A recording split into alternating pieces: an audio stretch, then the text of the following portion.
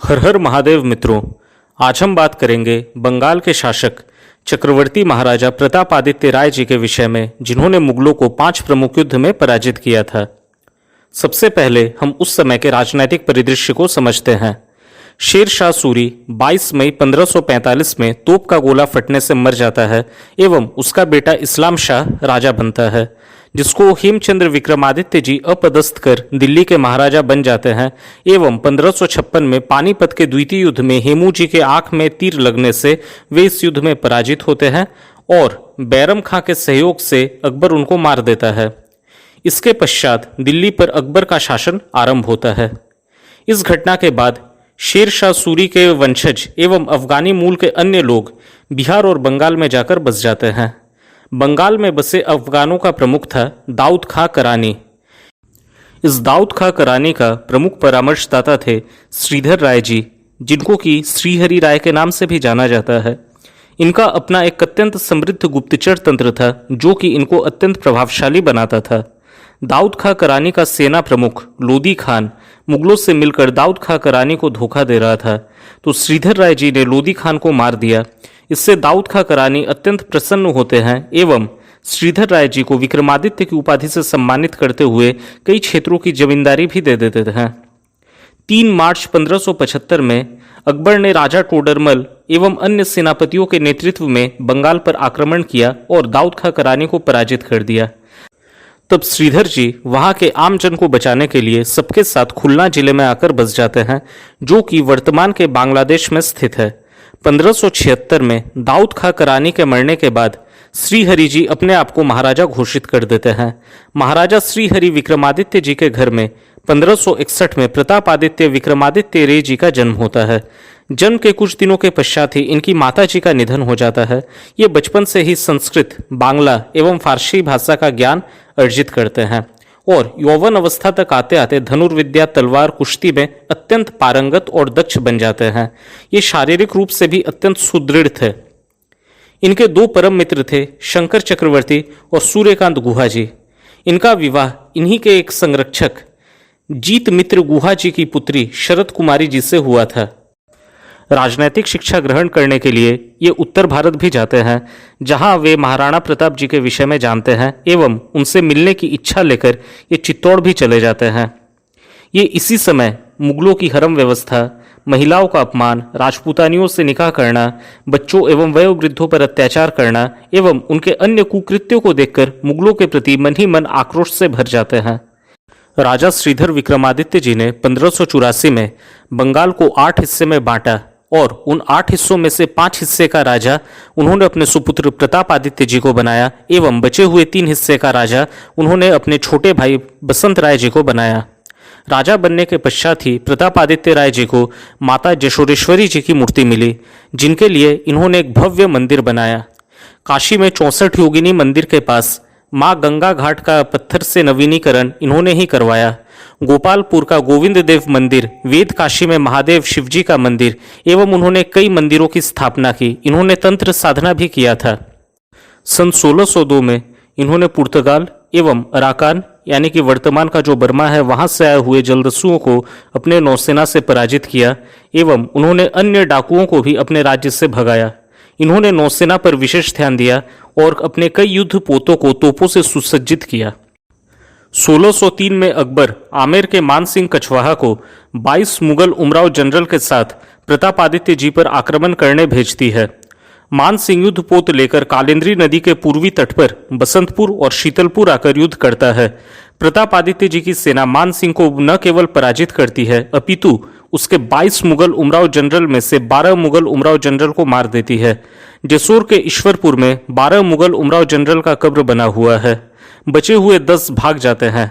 इस युद्ध को कालिंद्री का युद्ध कहा जाता है एवं प्रतापादित्य जी के मित्र केदार राय जी इस युद्ध में वीर गति को प्राप्त होते हैं। बसंत राय, जो कि एक कुशल योद्धा था और पहले अपने भतीजे प्रतापादित्य जी को अत्यंत स्नेह करता था और उनके शस्त्र एवं धर्म ग्रंथों की शिक्षा का विशेष ध्यान रखता था, वो राज्य में प्रतापादित्य जी से कम क्षेत्र पाने से अंदर ही अंदर बहुत क्रोधित था और वो आमेर के मान सिंह कछवाहा के साथ मिलकर राजा प्रतापादित्य जी को हराने का षड्यंत्र करता है एवं मान सिंह को कई गुप्त सूचनाएं भी दे देता है। 1608 में प्रतापादित्य जी को यह पता चल जाता है तो वे अत्यंत दुखी होते हैं, परंतु तब उन्होंने अपने सबसे छोटे पुत्र राजकुमार संग्राम आदित्य एवं दरबार के विश्वास पात्र शाक्य बाड़ी जी को बुलाकर एक संधि प्रस्ताव मुगल सूबेदार इस्लाम खान के पास भेजते हैं ताकि वे बसंत राय के पहले मुगलों से मित्रता कर सके और अपने चाचा के द्वारा किए गए षड्यंत्र को निरस्त कर सके। प्रतापादित्य जी मुगलों पर तनिक भी भरोसा नहीं करते थे, परंतु उनके चाचा बसंत राय ने राज्य का गुप्त सूचना देकर उनको असहाय कर दिया था। तो परिस्थिति को भांपते हुए वे मुगलों को कई उपहार देते हैं एवं अपने छोटे बेटे राजकुमार संग्राम आदित्य जी को बंगाल के मुगल सूबेदार इस्लाम खान के पास राजनैतिक बंदी बनाकर तब तक रहने देते हैं जब तक वे स्वयं जाकर इस्लाम खान के पास समर्पण न कर दे। एक वर्ष के उपरांत 1609 में आत्रेय नदी के तट पर इस्लाम खान के पास उन्होंने समर्पण कर दिया। इस्लाम खां बंगाल के एक छोटे से प्रांत विक्रमपुरा और श्रीपुर के मुसलमान शासक मूसा खां पर आक्रमण करना चाहता था, इसलिए उसने प्रतापादित्य जी से 400 युद्धपोत के साथ उनके कनिष्ठ सुपुत्र संग्राम आदित्य जी को मुगल सेना में योगदान देने को कहा एवं साथ ही स्वयं प्रतापादित्य जी को भी अपनी सेना के साथ युद्ध में मुगलों की ओर से लड़ने को कहा। परंतु प्रतापादित्य जी बंगाल के उस छोटे से प्रांत के मुस्लिम शासक मूसा खान पर आक्रमण नहीं करना चाहते थे, तो उन्होंने चुपके से मूसा खान को इस होने वाले आक्रमण के विषय में बता दिया और अपने युद्धपोत को भी भेजने में विलंब किया। ये बात इस्लाम खान को पता चल गया तो वो क्रोधित होकर जेसुर पर आक्रमण करना चाहा, परंतु ये बात प्रतापादित्य जी को भी पता चल जाता है कि इस्लाम खान जेसुर पर आक्रमण करेगा। तब उन्होंने अपने छोटे सुपुत्र संग्राम आदित्य जी को 80 युद्धपोत के साथ इस्लाम खान के पास भेज दिया, परंतु इस्लाम खान इन 80 युद्धपोतों को जला देता है एवं सीधा आक्रमण करना चाहता है जेसुर पर। तब शल्का नामक स्थान पर जेसुर की सेना एवं लुटेरे मुगलों के बीच में एक युद्ध होता है। मुगल अपनी भारी भरकम सेना के साथ आक्रमण करती है, जिसमें लक्ष्मी राजपूत मूसा खान, ये मूसा खान वही है जिसके लिए प्रतापादित्य जी ने मुगलों से शत्रुता मोल लिया था, वो गिरगिट की भांति रंग बदलता है एवं हरे रंग में रंगकर मुगलों की सेना में जा मिलता है। मुगल नौसेना का नेतृत्व मिर्जा नाथन कर रहा था और संपूर्ण सेना का कमान इनायत खां के हाथ में था। जेसुर की सेना में स्वयं परमवीर प्रतापादित्य जी थे। उनके ज्येष्ठ पुत्र राजकुमार उदयादित्य जी हिंदू योद्धा, मुट्ठी भर अफगान, जो कि पहले से ही राजनैतिक कारणों से मुगल के विरोधी थे, और चंद पुर्तगाली जिनको कभी राजा प्रतापादित्य जी ने पराजित किया था। मुगलों ने सबसे पहले बोरीशाल जिला के बोकला गांव के शासक राजा रामचंद्र जी को बंगाल की खाड़ी से जाकर घेर लिया ताकि ये राजा प्रतापादित्य जी को कोई सहयोग न कर सके। ये राजा प्रतापादित्य जी के दामाद थे। मुगल नौसेना इच्छामती नदी से मिर्जा नाथन के नेतृत्व में आगे आई और नदी के दोनों ओर से मुगल थल सेना आगे आकर शल्का दुर्ग को घेर लेती है, परंतु तभी प्रतापादित्य जी के ज्येष्ठ पुत्र राजकुमार उदय आदित्य जी मुगल सेना पर टूट पड़ती है एवं उनको काटना शुरू कर देती है। प्रतापादित्य जी की नौसेना उस समय अत्यंत उत्कृष्ट एवं विकसित थी एवं उनके पास 500 से अधिक युद्धपोत थे, तो उन्होंने मुगल नौसेना को तहस नहस कर दिया। बची हुई मुगल सेना जेसुर सेना से लड़ते हुए शल्का दुर्ग के आसपास के जंगलों में मारी जाती है। अफगान सैनिक प्रमुख जमाल खान, जो कि राजा प्रतापादित्य जी की ओर से लड़ रहे थे, वे इस युद्ध में वीरगति को प्राप्त होते हैं। मुगल सेना अपमानजनक रूप से इस युद्ध में पराजित होती है। 27 अक्टूबर 1605 को अकबर 72 हुर के पास चला जाता है और इस युद्ध के समय उसका बेटा जहांगीर दिल्ली का शासक था। तो प्रतापादित्य जी ने जहांगीर को अपमानित करते हुए लिखा कि पूरे बंगाल में केवल एक ही स्वाधीन राजा है और वो है स्वयं प्रतापादित्य जी। ये मुगलों के जले पर नमक छिड़कने का काम करती है। मुगल अपने शत्रु पर बार बार आक्रमण करते रहता था, तो इस बार पटना के नवाब अब्राहम खान को 1 लाख से अधिक सेना के साथ जेसुर पर आक्रमण करने के लिए मुगलों ने भेज दिया। अब्राहम खान बंगाल में प्रवेश कर रहा होता है और उसकी सेना भी उस समय बिहार से बंगाल के मार्ग पर ही थी कि तभी प्रतापादित्य जी को अपने गुप्तचरों से सब कुछ ज्ञात हो जाता है। तब प्रतापादित्य जी ने अब्राहम खान की सेना को जेसुर में प्रवेश करते समय ही दोनों ओर से छेक लिया और सबको मार दिया। लगभग 5000 की सेना जीवित बची थी।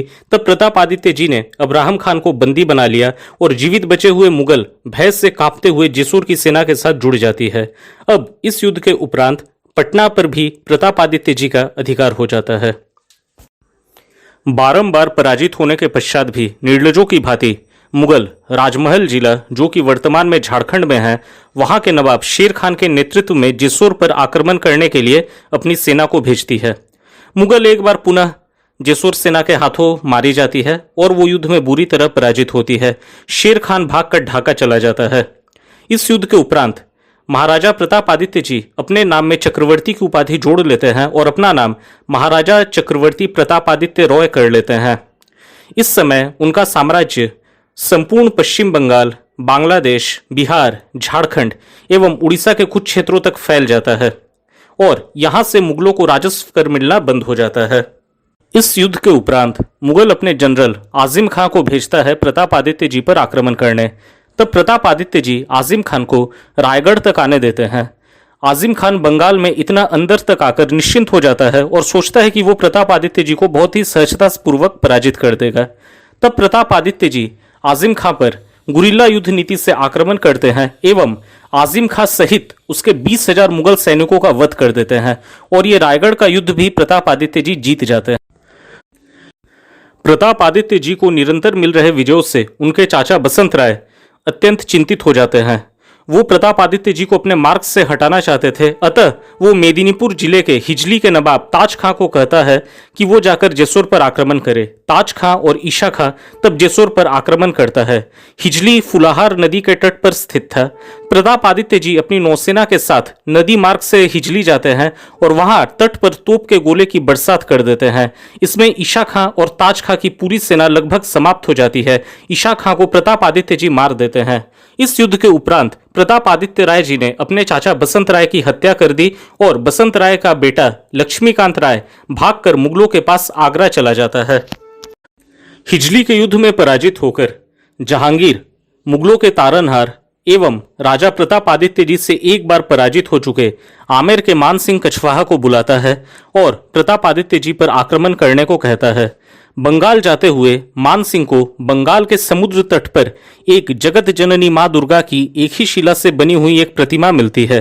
वो इसको पूजा करता है एवं युद्धोपरांत प्रतिमा को जयपुर में आमेर दुर्ग के नीचे स्थापित कर देता है, जो कि शिला देवी मंदिर के नाम से आज भी प्रसिद्ध है।